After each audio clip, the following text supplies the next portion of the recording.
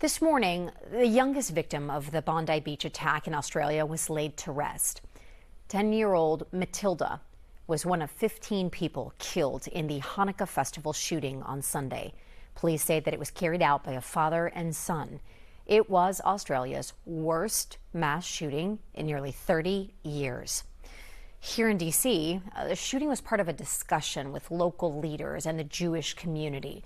News 4's Juliana Valencia has more on how they're working to address anti-Semitism. Sharing a meal and a conversation.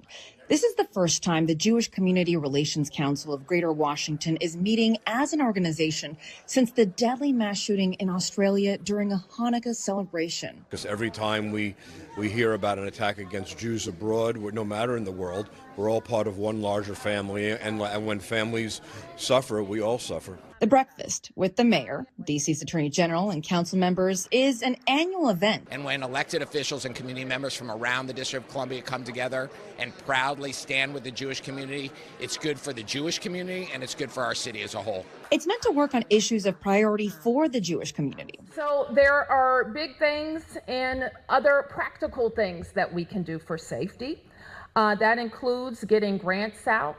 There are big things and other things that we can do to better get to know each other as communities.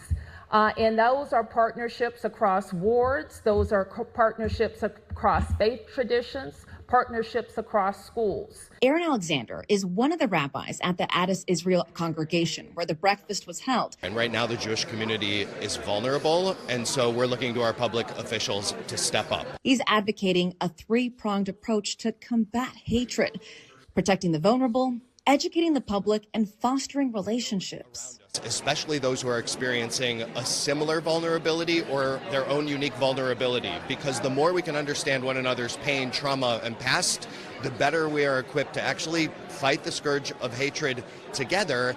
And I asked if there's one thing someone who isn't Jewish can do to show support, and I'm told it's to call a member of the Jewish community a friend. Tell them you're thinking of them, and that goes a long way. Back to you.